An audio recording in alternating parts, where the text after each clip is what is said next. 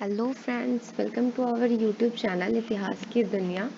तो जैसा कि हमने पिछले लेक्चर में कवर किया था कि जो मतलब उस टाइम पे चीन के साथ डिफरेंट डिफरेंट यूरोपियन कंट्रीज़ के साथ उसका रिलेशन कैसा था, हमने वहाँ तक कवर कर लिया था। और उस पिछले लेक्चर में हमने ये भी मैंने बोला था कि हम फर्स्ट ओपियम वॉर यानी कि प्रथम अफीम युद्ध को कवर करेंगे। तो आज का हमारा टॉपिक है फर्स्ट ओपियम वॉर यानी कि प्रथम अफीम युद्ध। अगर हम प्रथम अफीम युद्ध की बात करें तो कोई भी वॉर हो, चाहे वो ओपियम वॉर हो या हमारे यहाँ कभी कोई वॉर हो या वो कोई पास्ट का वॉर हो, फ्यूचर में आने वाला कोई वॉर हो, कुछ भी हो, एनीथिंग, उसकी कोई ना कोई हिस्ट्री रहती है और हिस्ट्री के अलावा उसके कुछ ना कुछ कॉजेज़ होते हैं। विदाउट एनी कॉजेज़ कोई भी वॉर नहीं होता। तो हम ये जानेंगे कि जो फर्स्ट ओपियम वॉर है उसके कॉजेज़ क्या क्या थे, यानी प्रथम अफीम युद्ध के कारण क्या क्या थे। तो कारण जानने से पहले हम थोड़ा सा इसका हिस्ट्री देख लें कि आखिर हम इसको प्रथम अफीम युद्ध ही क्यों बोल रहे हैं। हम कोई और भी वॉर बोल सकते थे, जैसे अदर कोई वॉर भी बोल सकते थे, कोई भी नाम दे सकते हैं, पर इसमें अफीम शब्द क्यों यूज़ हो रहा है। तो ये जानने के लिए हमको थोड़ा सा अपनी इंडिया की साइड पे आना होगा और थोड़ा सा पीछे जाना होगा। फिलहाल पीछे तो हम हैं ही, बट हमको अभी जो हम पढ़ रहे हैं 1839, 4 सितंबर 1839, हमको इससे पहले जाना होगा और करीब 50 साल या इवन उससे भी थोड़ा सा हमें पहले जाना होगा। सो जब से जब से ब्रिटेन की जो लोग थे, ब्रिटेन की जो कंपनियां थी या ब्रिटिश जो भी जितने भी एम्प्लॉयज़ थे, कंपनियां जो भी थी, वो लोग काफ़ी टाइम से एक चीज़ ऑब्जर्व कर रहे थे कि उनके पास ऐसा कोई चीज़ नहीं थी, ऐसी कोई वस्तु नहीं थी, ऐसी कोई थिंग नहीं थी जिसको वो बेचें चीन में और चीन में उसकी डिमांड भी हो। तो इस तरह से क्या है कि अगर मैं थोड़ा सा और पीछे लेके जाऊं तो हमने कवर किया था पिछले लेक्चर में कि चाइना डिपेंडेंट था, उसको किसी भी अदर कंट्री पे वो चाइना जो था वो इंडिपेंडेंट था, उसको अदर किसी कंट्रीज़ पे डिपेंड रहने की ज़रूरत बिल्कुल भी नहीं थी। तो चाइना ने ब्रिटेन की गवर्नमेंट को ऐसा फील हुआ कि जो चाइना है वो काफ़ी ज़्यादा प्रॉफिट में जा रहा है, क्योंकि उसके यहाँ तो हम अपनी कोई वस्तु बेच नहीं पा रहे हैं, इवन उसकी कंट्री से, यानी कि चाइना की, मैं उनकी थॉट बता रही हूँ कि ऐसा उन्होंने सोचा होगा। अब ऐसा नहीं है कि उन्होंने ऐसा कोई सेंटेंस लिखा है कोई हिस्टोरियन का स्टेटमेंट है, नथिंग, ऐसा कुछ भी नहीं है। तो चाइना की गवर्नमेंट ने क्या सोचा कि ऐसा क्यों ना हम एक ऐसा ब्रिटेन की गवर्नमेंट ने सोचा कि क्यों ना हम ऐसी किसी चीज़ का डिमांड क्रिएट कर दें चाइना में कि जिससे कि जो हमारा व्यापार का बैलेंस है वो एक बैलेंस जो है वो एक उसमें एक संतुलन आ जाए, यानी कि एक जो हमारा व्यापारिक उनसे रिलेशन है उसमें बैलेंस आ जाए, संतुलन आ जाए। तो इसके लिए उन्होंने क्या किया कि उन्होंने ऐसा ये नहीं था कि उनको अब रियलाइज़ हो रहा था, उनको काफ़ी टाइम से रियलाइज़ हो रहा था, क्योंकि जब चाइना में किसी अदर कंट्रीज़ का वो कुछ अपने यहाँ मंगाते, ऐसा नहीं था कि वो कुछ भी नहीं मंगाते थे, ऐसा हम इसे निगलेक्ट नहीं कर सकते। थोड़ी बहुत छोटी मोटी चीज़ें वो मंगा लेते थे, जैसे वो अफ़ीम ही मंगाते थे, बट वो दवाओं के प्रयोग के लिए था, बहुत मिनिमम था, वो कोई खास कोई उसका इम्पैक्ट पड़ नहीं रहा था वहाँ पे। आज भी हमारे यहाँ जो जितने भी ड्रग्स बनते हैं, मैक्सिमम ड्रग्स में अफ़ीम का यूज़ होता है, खास करके जो सिरप वगैरह होते हैं उसमें। ऐसा नहीं है कि अफ़ीम बुरी चीज़ है, बट एक लिमिट है। तो हर एक चीज़ का एक बेसिकली अफ़ीम जो है वो एक दवा है। अगर कोई पूछे अफ़ीम क्या है, तो अफ़ीम एक तरह की जड़ी बूटी टाइप की चीज़ है जिसको दवाओं के रूप में यूज़ किया जाता है। तो चाइना में उन्होंने ऐसा सोचा कि क्यों ना हम ऐसी कोई चीज़ क्रिएट करें डिमांड को। और चाइना में सोने चांदी के सिक्के अदर यूरोपियन कंट्रीज से इतने ज़्यादा आते थे कि वो देखा नहीं जा रहा था, ना तो ब्रिटेन से देखा जा रहा था, ना तो अदर यूरोपियन कंट्रीज से। बट अदर यूरोपियन कंट्रीज ने उस तरह से इस अपना ऐसा नज़रिया नहीं बनाया जैसा ब्रिटेन ने बनाया। ब्रिटेन ने सोचा कि क्यों ना हम एक ऐसी चीज़ का डिमांड चाइना में क्रिएट कर दें, एक ऐसी चीज़ का जिसकी वजह से हमारा जो रिलेशन है, व्यापारिक जो संबंध है, उसमें एक संतुलन बैठ जाए। इस तरह से उन्होंने क्या किया कि उन्होंने एक मतलब एक गंदा सा उन्होंने खेल खेला कि जो चाइना के लोग थे उनको अफीम की लत लगा दी। अफीम की लत कैसे लगाई? हम बात कर रहे हैं 1839 से पहले की, यानी इवन हम ले लें अगर 1750 या 1800 ले लें, तो हमारे इंडिया में उस टाइम पे क्या था कि धीरे धीरे जो ब्रिटिश कंपनियां थी वो अपने पैर पसार रही थी, पैर को फैला रही थी, यानी अपना व्यापार वो बढ़ा रही थी। तो उन्होंने मतलब काफ़ी वो राजनीतिक हस्तक्षेप भी कर रही थी बहुत तरह से, मतलब उन्होंने इस चीज़ को मतलब बढ़ावा देना शुरू कर दिया था। उन्होंने इंडिया में इस चीज़ के लिए किसानों को प्रेरित किया कि वो अफीम की खेती करें। तो अफीम की खेती से वो एक तो उनका ऐसे मतलब प्रॉफिट होता कि अफीम की खेती यहाँ इंडिया में उन्होंने पूरे लगभग हर चीज़ पे अपना कब्जा कर लिया था, तो वो किसानों से ज़्यादा टैक्स भी वसूल सकते थे। और अफीम जो है मतलब वो उसको हम ले जाके मतलब वो जो ब्रिटिश की जो कंपनियां हैं वो ले जाके चाइना में भी बेच सकती थी। इसलिए उन्होंने क्या किया कि यहाँ पे अफीम की खेती करवाना उन्होंने शुरू कर दिया और ये कंपलसरी कर दिया गया कि खेत का जो तिहाई हिस्सा होगा उसमें अफीम उगाना ही उगाना है, उनको उसका उत्पादन करना ही करना होगा।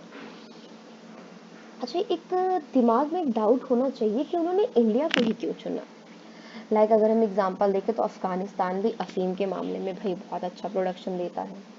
पाकिस्तान भी, फिलहाल पाकिस्तान तो अब मतलब उस टाइम पे 1740 या 1839 की भी बात कर ले तो अपना ही था, तो वो वहाँ से भी ले सकता था, बट वो इंडिया में ही क्यों आ रहा है लेने के लिए? उसका रीज़न था उसका प्रॉफिट। प्रॉफिट ये था कि इधर बंगाल भूटान इस मतलब रास्ते से होते हुए चाइना काफ़ी पास में पड़ जाता था, और वो व्यापार अगर वो समुद्री मार्ग से भी जा रहे हैं तो उनको काफ़ी जल्दी वो पहुंच जाते हैं। बाकी अगर वो जाते यानी पाकिस्तान से अगर जा रहे हैं, अफगानिस्तान से जा रहे हैं, या तो फिर कहीं और से भी जा रहे हैं, तो उनको क्या है कि इसमें काफ़ी टाइम लगता, और व्यापारियों को मतलब काफ़ी ज़्यादा मतलब सामान लाने में काफ़ी खर्चा भी उनको मतलब झेलना पड़ता है इस चीज़ को। इसलिए उन्होंने इंडिया को चुना, और इंडिया की मतलब एक जो लैंड थी वो इसके लिए उपजाऊ भी थी अफीम के लिए। इस तरह से धीरे धीरे करके ब्रिटिश कंपनियों ने वहाँ के लोगों में वो अफीम जो है उसकी यानी ओपियम की उन्होंने लत लगा दी। इस बात को धीरे धीरे गवर्नमेंट ऑब्जर्व कर रही थी, ऐसा नहीं था कि वो एकदम सो रही थी, उसको कोई खबर नहीं थी इस चीज़ से, नहीं, वो धीरे धीरे इस चीज़ को मतलब कवर कर रही थी, मतलब उसको सॉरी ऑब्जर्व कर रही थी कि आखिर हो क्या रहा है।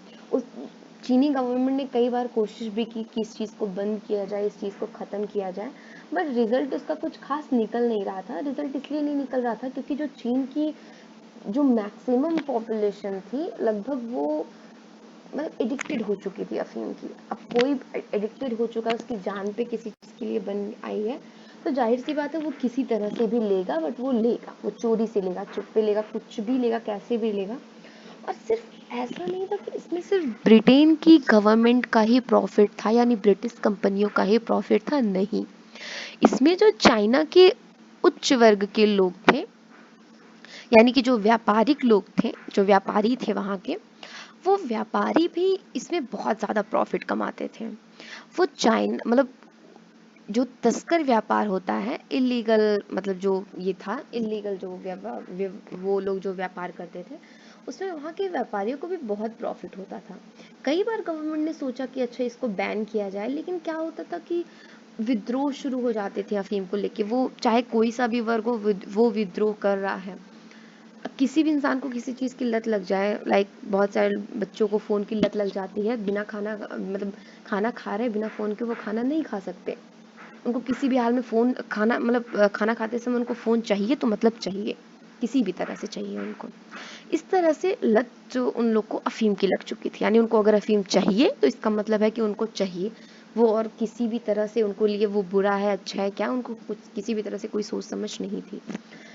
तो उन्होंने धीरे धीरे लत लग गई उनको, ऑब्जर्व करते करते गए, कई बार बैन लगा, कई बार मतलब और कई तरह की चीज़ें मतलब हुई कि जिसकी वजह से मतलब ये जो फर्स्ट ओपियम वॉर था इसका होना लाजमी था।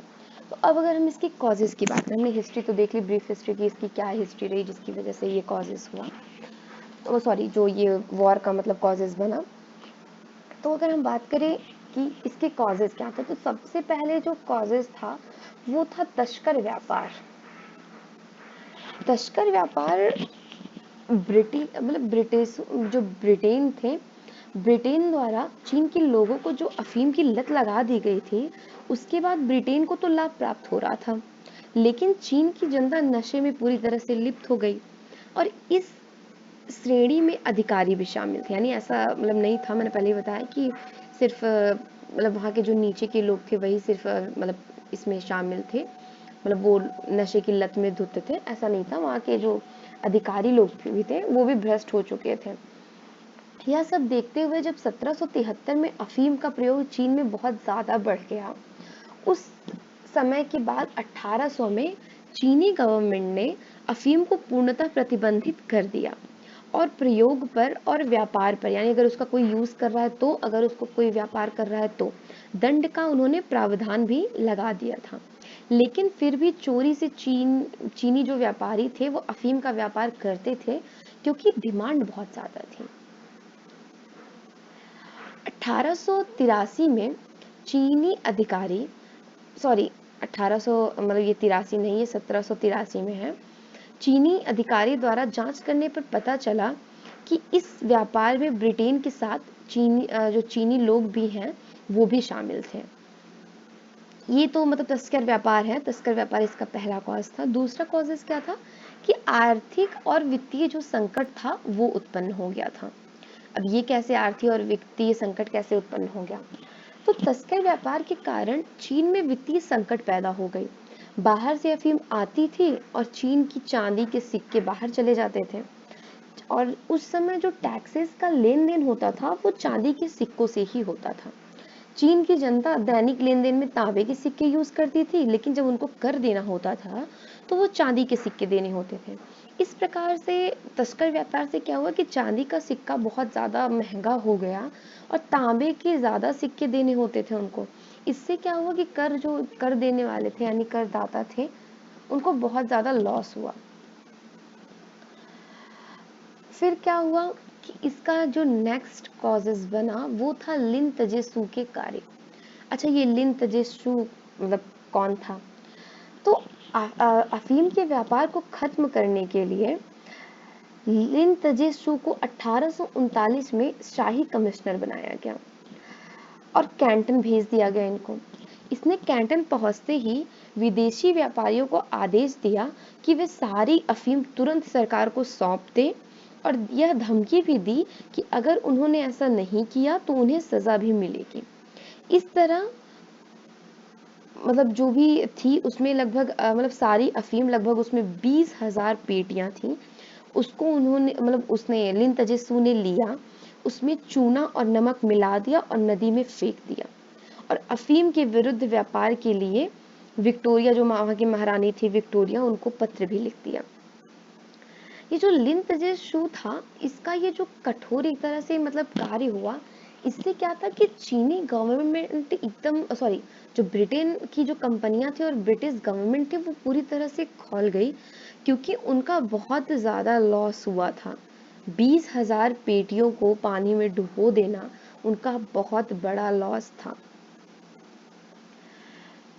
फिर अगर हम बात करें कि सिर्फ क्या यही यही सारे 3 कॉजेज थे, नहीं ऐसा नहीं था, इसके अदर कॉजेज थे। अदर कॉजेज में क्या था, अफीम के अलावा भी इस युद्ध के अन्य बहुत सारे कारण थे, और उसमें से हम कुछ मेन मतलब कॉजेज देखेंगे।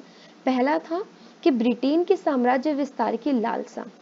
ब्रिटेन की जो ब्रिटेन के लोग थे या ब्रिटेन की जो गवर्नमेंट थी वो साम्राज्य विस्तार चाहती थी। वो सिर्फ एक जगह सीमित नहीं रहना चाहती थी, वो फैलना चाहती थी।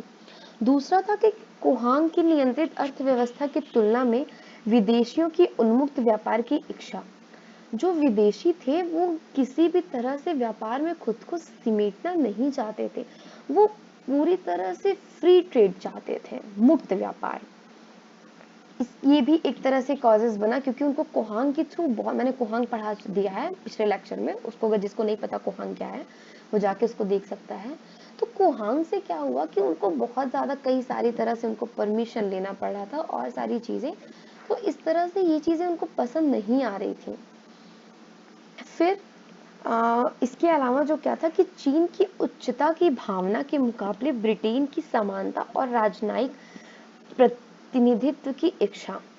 मैंने बताया था इसके पहले के लेक्चर में कि जो चीन के लोग, मतलब सॉरी, जो ब्रिटेन के लोग थे, वो ना तो चीनी लोगों को अपना बंदी बना सकते, सॉरी, ना तो उनको अपना सेवक बना सकते थे, या अगर वो कोई गलती करते हैं तो ना तो उनको एक तरह से बंधक बना के अपने यहाँ किसी तरह से उनको, मतलब कोई कार्रवाई कर सकते थे, बिल्कुल भी नहीं। सारे अधिकार सिर्फ चीनी गवर्नमेंट के पास थे। इवन यहाँ तक भी होता था कि अगर कोई मतलब कोई भी मतलब विदेशी वो मतलब व्यक्ति है, तो उसको, मतलब जो चीन के लोग हैं उनके सामने वो ना तो मतलब उनको सही से वो खड़े भी नहीं हो सकते थे, उनको बहुत हीन भावना से देखा जाता अगर कोई सामान लेने जा रहे हैं या किसी भी तरह से, या अन्य बहुत सारे ऐसे मतलब वो भेदभाव उनके साथ किए जा रहे थे जो कि उनको रास नहीं आ रहा था। वो हर तरह से बस चाहते थे कि उनको समानता मिले, इक्वालिटी की भावना उनके अंदर बहुत ज़्यादा आ गई थी। तो इस इक्वालिटी के मतलब ये इक्वालिटी तो ठीक है, इक्वालिटी उनको चाहिए थी, ये एक चीज़ समझ में आता है। इसके अलावा क्या था कि उनको जो मतलब जो जितनी भी चीनी लोग थे, यहाँ का वहाँ का एक प्रावधान था, बहुत सारे टर्म्स कंडीशन थे। उसमें एक कंडीशन थी कि कोई भी ब्रिटिश कंपनी का कोई भी अधिकारी किसी भी तरह के मामले में हस्तक्षेप नहीं कर सकता। इससे भी मतलब उनको बहुत ज़्यादा, मतलब इस चीज़ पे उनको बहुत ज़्यादा क्रोध आया और बहुत ज़्यादा उनको, मतलब ये चीज़ बहुत ज़्यादा उनके लिए अपमानजनक थी। अब कोई भी हो व्यक्ति, कोई कोई देश हो, उसको रिप्रेजेंट कर रहा है और आप किसी भी तरह से वहाँ पे मतलब अपना कुछ भी, कोई भी आपका स्थायित्व नहीं है, आपको सिर्फ व्यापार के मौसम में व्यापार करना है, उसके बाद चले जाना है, तो इस तरह की चीज़ें उनको पसंद नहीं आ रही थी। अब इस मतलब इस जो मैंने बताया कि मतलब असमानता में, इसमें एक बहुत ही इम्पॉर्टेंट मतलब रोल जो आता है, वो रोल तब का भी आता है कि जैसे वो मतलब बहुत सारी चीज़ थे, मतलब जो मतलब उनको उनके साथ जो वो इक्वालिटी चाहते थे, वो चीनी नौकर को तो रख भी नहीं सकते थे, ये तो ठीक था। नदी में वो नौका विहार भी नहीं कर सकते थे, मतलब कोई भी अगर व्यक्ति है वो नदी में घूम भी नहीं सकता था। कोई भी विदेशी व्यापारी है वो अपनी स्त्री को, यानी अपनी वाइफ को, वो कैंटन मतलब नहीं ला सकता था। कैंटन जो व्यापार के मौसम के लिए खुला रहता था, उस वहाँ पे नहीं ला सकता था। और जिन चीनी अधिकारियों ने ये नियम बनाए थे वो विदेशियों को नीच जाति का मनुष्य समुदाय समझते थे और उनके साथ वैसा ही व्यापार करते थे। जब विदेशी व्यापारी अपनी असुविधाओं के संबंध में शिकायत करते थे तो चीनी अधिकारियों का तुरंत ही तैयार उत्तर मिलता था, तुम यहाँ क्यों आते हो, हम तुम्हारी बनाई हुई चीज़ ले लेते हैं जिनकी हमें कोई खास ज़रूरत नहीं है, और बदले में तुम्हें मतलब अपनी बहुमूल्य चाय भी दे देते हैं जो प्रकृति ने तुम्हारे देश को नहीं दी है। और फिर भी तुम्हें संतोष नहीं है, जिस देश के रीति रिवाज तुम्हें पसंद नहीं है उस देश में तुम बार बार क्यों आते हो, हम तो तुम्हें निमंत्रण नहीं देते हैं, फिर तुम आ क्यों जाते हो, जब तुम्हारा आचरण अच्छा होता है तो हम तुम्हारे साथ वैसा ही व्यापार करते हैं, इसलिए हमारे आतिथ्य का सम्मान करो, परंतु उसे सुधारने और उसका नियमन करने की कोशिश मत करो। ये जो मैंने बताया, मैंने इसलिए बताया आप समझ सकें कि उस समय के जो चीन के लोग थे, चीनी अधिकारी थे, उनकी मेंटालिटी एक किसी भी यूरोपियन कंट्रीज के व्यापारियों को लेकर या इवन ब्रिटेन के को लेकर कैसी थी। इसके बाद जो नेक्स्ट कॉज आता है वो आता है पश्चिमी कानूनों के अनुसार व्यक्ति के अधिकारों की मान्यता।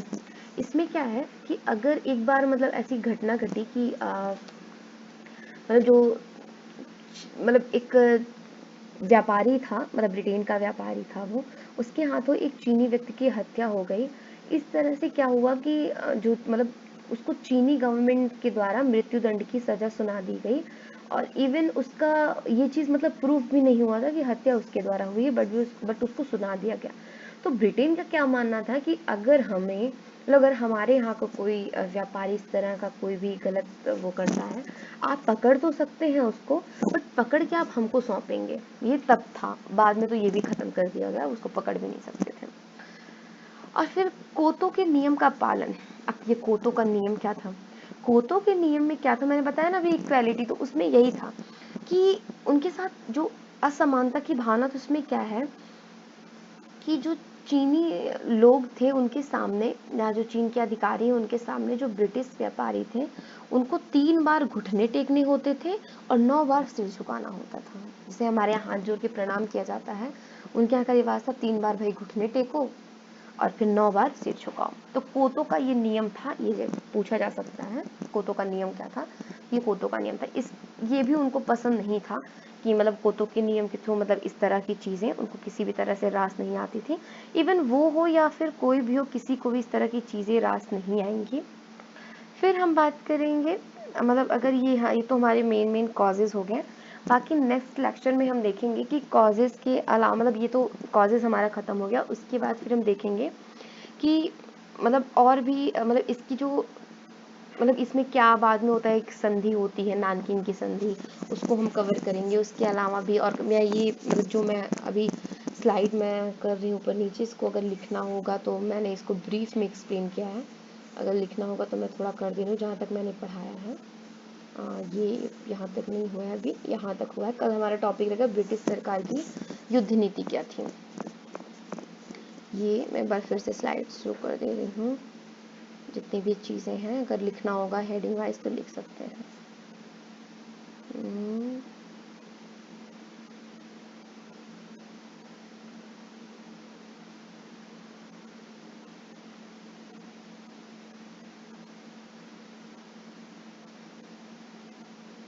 ये आज हमने इतना कवर कर लिया, नेक्स्ट लेक्चर में हम आगे इसको कंटिन्यू रखेंगे।